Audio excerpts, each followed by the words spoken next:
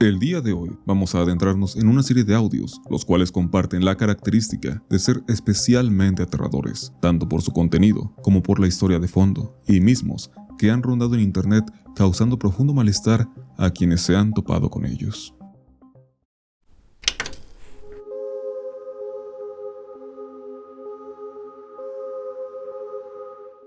El siguiente audio pertenece a una llamada al 911 realizada por una niña llamada Nikki, la cual se estima no mayor a 10 años. Desafortunadamente, esto es lo único que se sabe. Este audio apareció en el año 2011 por medio de este canal de YouTube y a la fecha de la realización de este video acumula más de 3 millones de visitas.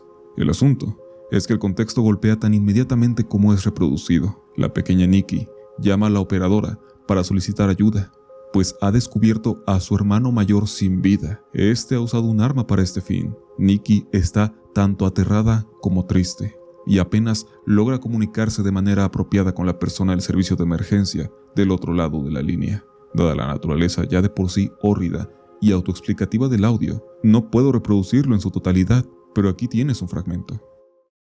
Okay, are you home alone? Well, I'm home alone with my sister. Okay, get someone here quick. Did you just find him, Nikki? Yeah, no, he's dead. Why'd you do it? Nikki, I've got help on the way. You just wait a minute, okay? Quick, please. Nikki, don't hang up on me, okay? I won't. Just quick. God in heaven, Jesus Christ. Okay, you're there with your daughters, all right? Yes, I'm here. Oh my God. Okay, but they are...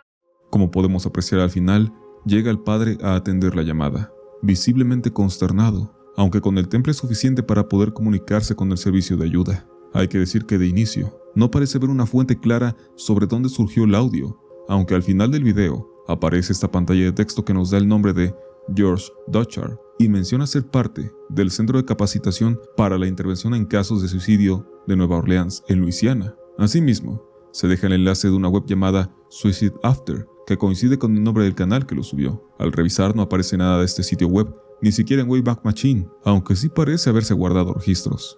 En algunos sitios como Reddit, se discute la veracidad del audio, pues al tratarse de algo relacionado a entrenamiento, podría tratarse tanto de una simulación como de una llamada real de archivo. En la descripción del video original, YouTube asignó que el sonido se trataba de una canción llamada Deleta Style de un grupo homónimo. Intenté buscar por este lado, pero esta canción recién fue lanzada en febrero de 2024 y la misma no tiene nada que ver con la llamada.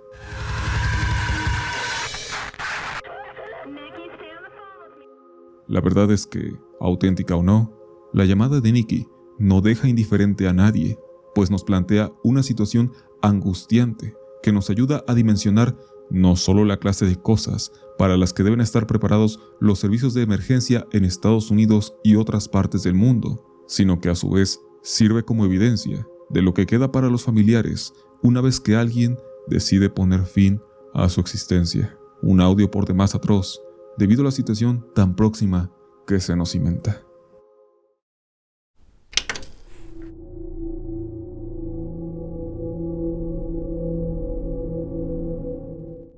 Warren Jeffs fue un líder religioso, el cual se autoproclamó como el líder absoluto de la Iglesia Fundamentalista de Jesucristo de los Santos de los Últimos Días, una rama fanática dentro de la religión mormona, la cual se caracterizaba por practicar y defender la poligamia. Similar a como suele suceder con muchos casos de cultos, Warren hizo que sus seguidores lo viesen como un profeta que podía transmitir la palabra directa de Dios.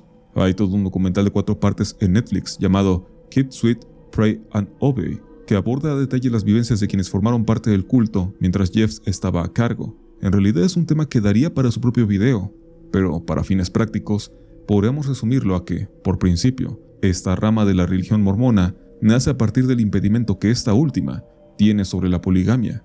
La iglesia de Jeffs entonces planteaba que los varones podían tener al menos 3 esposas, y que él, en su posición como profeta, cuantas quisiera. A su vez manipulaba a su gente para que se mantuviesen alejados del resto de la sociedad y sin contacto con cualquier ápice de modernidad. Dentro del culto de Jeffs, las mujeres solo podían ocupar el cargo como compañeras dedicadas a satisfacer a sus maridos, sin que pudiesen aspirar a ejercer algún oficio o profesión. Algo que me parece curioso y que merece ser destacado dentro de este resumen es que si bien esta secta iba notoriamente dedicada hacia el placer carnal, bajo la administración del padre de Warren, Rulon Jeffs, quien también predicaba la más insana poligamia. Sus inclinaciones derivaban más a la captación de nuevos miembros, a modo de tener personas dispuestas a hacer inversiones de riesgo. Es decir, el enfoque del padre iba más hacia la estafa y el enriquecimiento con promesas de salvación eterna. Y aunque es de esperarse que Warren siguiese esta ruta, una vez que se volvió líder absoluto en 2002, el tema de la sexualidad pareció hacerse más relevante que el del enriquecimiento, de paso endureciendo más las normas dentro de la comunidad y adjudicándose un estatus divino.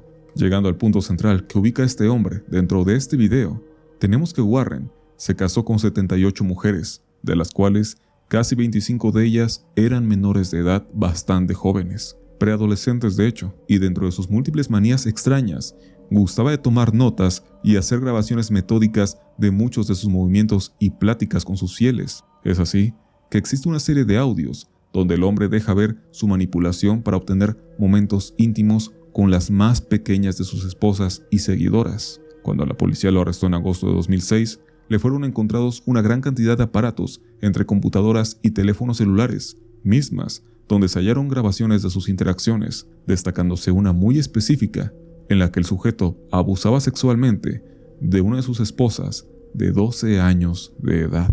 De esta grabación no pude encontrar el audio, y a decir verdad no me molesté mucho en hacerlo.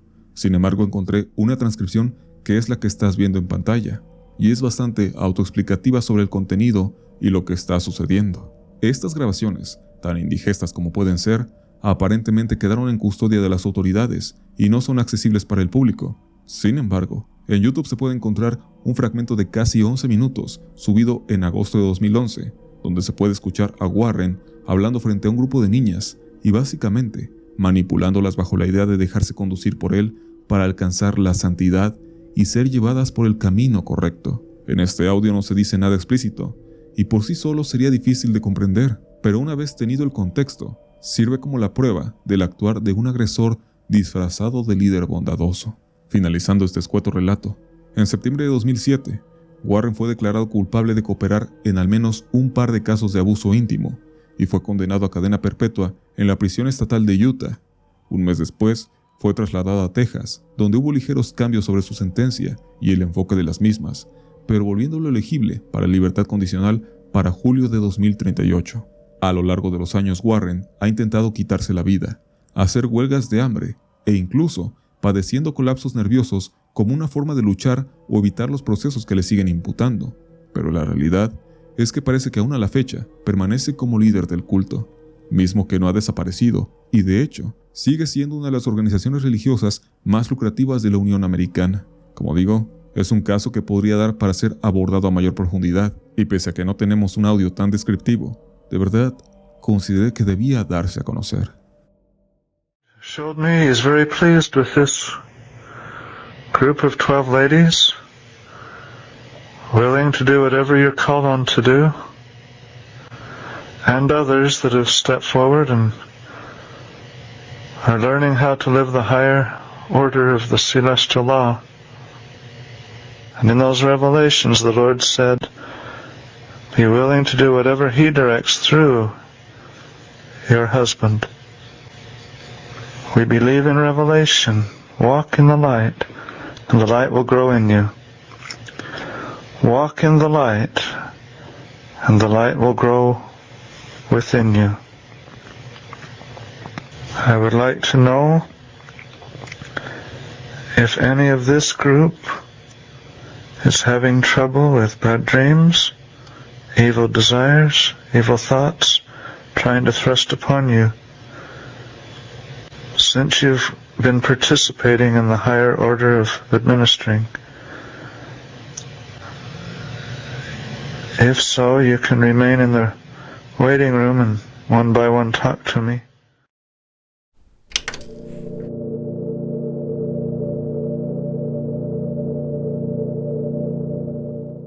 Fernandinho Beira Mar es el nombre de un exnarcotraficante brasileño, el cual en su momento fue apodado como el Emperador de Río de Janeiro, gracias a sus estatus como el capo principal de aquella ciudad, obtenido de la mano de su organización criminal llamada Comando Vermelho.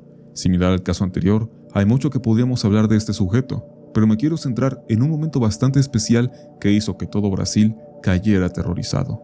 En 1999, un estudiante de 21 años llamado Michel Anderson, estudiante de informática, tuvo un romance con una de las novias de Beiramar. Este último no tomó nada bien este hecho y mandó a capturar al joven con instrucciones de golpearlo y torturarlo. La golpiza a Michel fue celosamente custodiada por el capo, quien llamaba continuamente para ver cómo avanzaba el tormento del muchacho.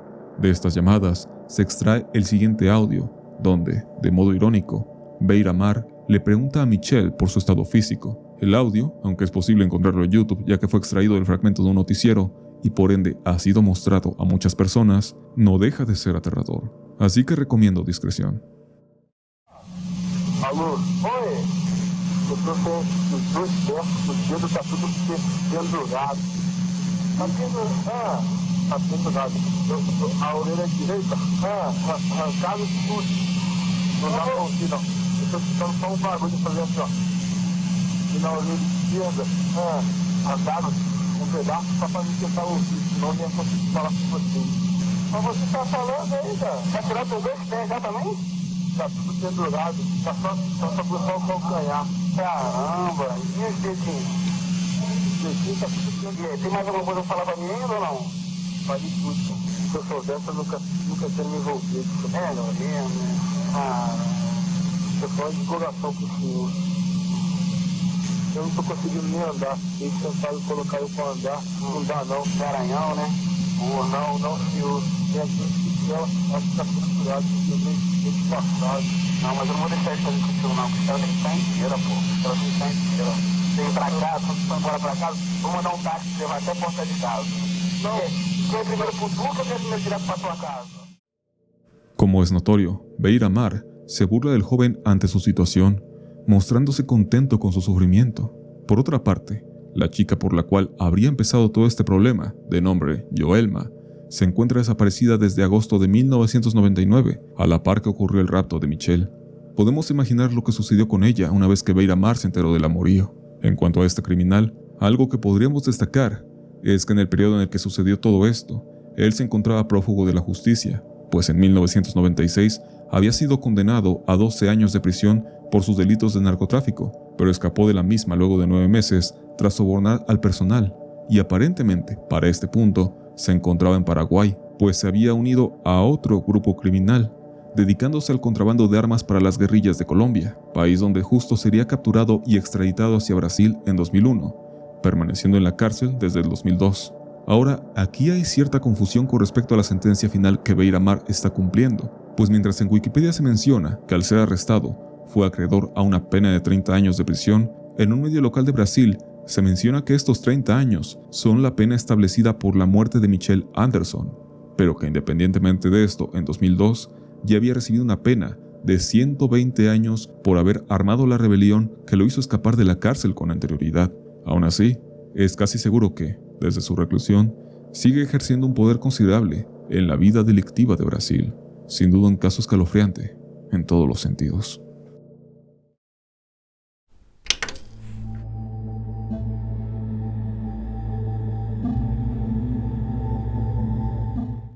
Roro-chan fue una streamer japonesa de 14 años, la cual acabaría con su vida el 24 de noviembre de 2013, en el marco de lo que ella misma llamó una transmisión suicida.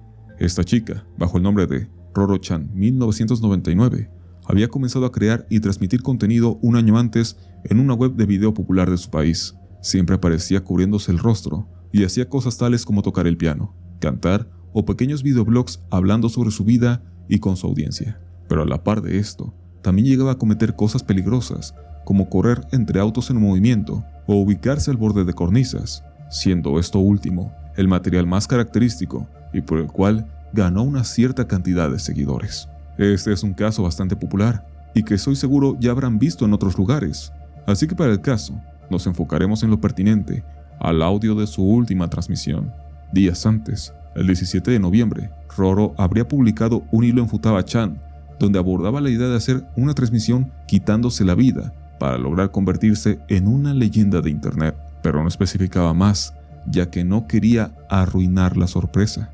Es así que, una semana después, la joven haría una transmisión donde, llegado a cierto punto, prepararía su fatídico acto. Aproximaría una caja que serviría como escalón al balcón del apartamento donde vivía, y con una respiración agitada, se dispondría a saltar. Y aunque la cámara no captaría el momento, quedando con vista hacia el techo, se oiría el instante en que su cuerpo impacta contra el suelo.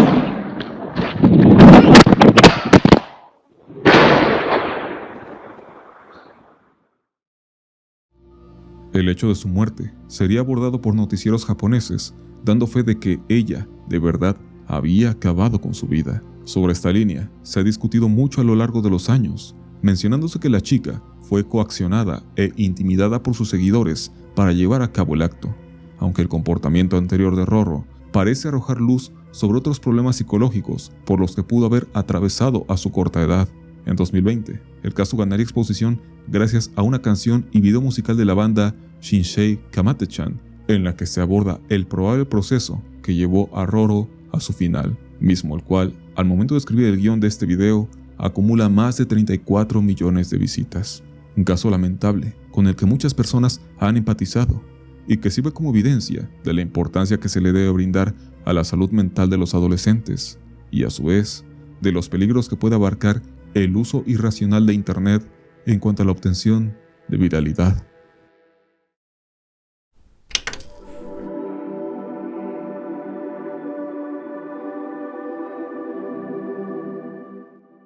El 22 de noviembre de 2012, en Little Falls, Minnesota, Hailey Kiefer y su primo Nicholas Brady, de 18 y 17 años de edad respectivamente, irrumpieron en la propiedad de Byron David Smith, un anciano de en ese entonces 64 años, quien aparentemente se trataba de un ingeniero de seguridad retirado. Por aquellas fechas, el vecindario donde vivían los implicados era objeto de una ola de robos a los hogares de los cuales, según el propio Byron, ya había sido víctima al menos en una docena de ocasiones, por lo cual pensaba darle una resolución a cualquier costo. En el día indicado, se pudo ver a Kiefer y a Brady rondando la casa de Smith a través de grabaciones de cámaras de seguridad, así que el hombre decidió tenderles una trampa, esperándolo silenciosamente dentro de su domicilio. Siendo más precisos, en su sótano.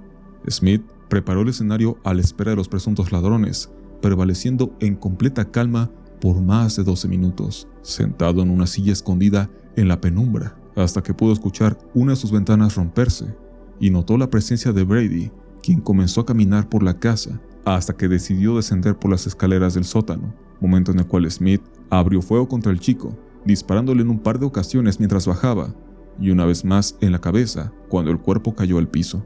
Tomó el cadáver del joven, lo envolvió en una lona y lo arrastró hasta otra habitación. Luego de eso, recargó su arma y esperó durante otros 10 o 15 minutos, sentado de nuevo en su silla, hasta que apareció Kiefer adentro de su domicilio, llamando a su primo, y al bajar al sótano, fue recibida también con disparos que no la mataron en el momento, quedando a merced del hombre, quien la arrastró herida hacia el cadáver de Brady, para terminar rematándola con un par de disparos. Durante ambos asesinatos, Smith soltó cualquier cantidad de comentarios sarcásticos, burlándose de los aparentes ladrones, y estas declaraciones, junto con los sonidos de los disparos y las súplicas de Kiefer, quedaron registrados por el equipo de seguridad instalado en su hogar.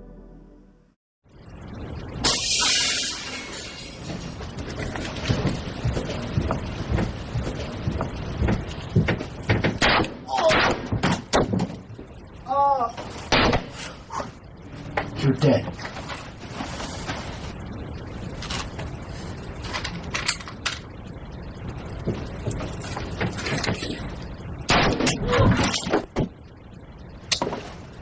Oh, sorry about that.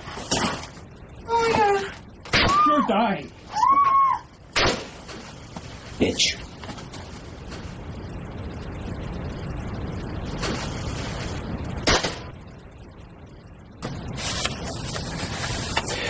cute.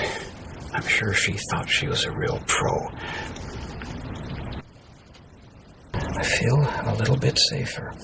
Not totally safe. I'm still shaking a bit, but a little bit safer. This bitch was going to go through her life spoiling things for other people. I try to be a good person. I try to do what I should, be friendly to other people, help them when I can. Try to be a good citizen. And because I try to be a decent person, they think I'm a pansy. I'm a sucker. Smith llamaría a la policía hasta el día siguiente para reportar los asesinatos, pues, según sus palabras, no quería molestar a las autoridades en Día de Acción de Gracias. Como sería de esperar, el sujeto fue llevado a juicio, donde se abordaría una amplia discusión sobre qué tan adecuadas o correctas habían sido sus acciones. Pues, por una parte, todo parecía indicar que, en efecto, Kiefer y Brady eran los ladrones que llevaban tiempo fastidiando a los vecinos, y que también tenían la intención de asaltar la casa de Smith. Que este último se defendiera parecía justo, pero la extrema e injustificada violencia que ejerció contra ellos, con los múltiples disparos, golpes y sus comentarios burlones, además de estar en una situación de ventaja al saber las ubicaciones de sus agresores gracias a su equipo de seguridad, parecían voltear la situación a que él fuera el victimario. Esto, sumado a grabaciones de horas antes del incidente, donde Smith parecía ensayar las líneas de lo que le diría y haría a los delincuentes, arrojaba más evidencia de cómo hubo una considerable planeación y premeditación sobre lo ocurrido. El juicio, que se extendió por varios meses, tomó en cuenta las consideraciones de las leyes de Minnesota sobre la irrupción de la propiedad, y aunque inicialmente se planeaba dar una sentencia severa a Byron, en abril de 2013 fue acusado de 2 cargos de asesinato en primer grado y sentenciado a pagar una fianza de $50,000, la cual rindió sin mayor reparo. No obstante, al año siguiente, la autoridad del condado de Morrison, donde está ubicado el poblado de Little Falls, retomó el caso y finalmente se sentenció a Smith a cadena perpetua sin posibilidad de libertad condicional, bajo el argumento de que sus grabaciones no dejaban lugar a dudas de que había planeado el suceso y que la fuerza que ejerció contra los adolescentes había sido sin duda desmedida y no podía alegarse defensa propia bajo ninguna circunstancia, pues les arrebató la vida con plena conciencia y deseo de hacerlo. Un caso bastante tétrico y que pone en discusión qué tanto se merecían Kiefer y Brady lo que les pasó, dejando a su paso a audios bastante frívolos del actuar de este hombre, quien se regocijó en su sufrimiento. Es así como llegamos al final de este video. Agradezco a quienes dejaron sus supergracias en el video anterior, los cuales son Braulio Jaime, Zero y B. Si quieres aparecer al final del próximo, simplemente deja una pequeña contribución. Muchas gracias por ver. Espero que te haya gustado. Nos vemos en el siguiente para seguir conociendo las cosas más extrañas que este mundo tiene para contar. Mi nombre es Yoshimitsu. Sayonara.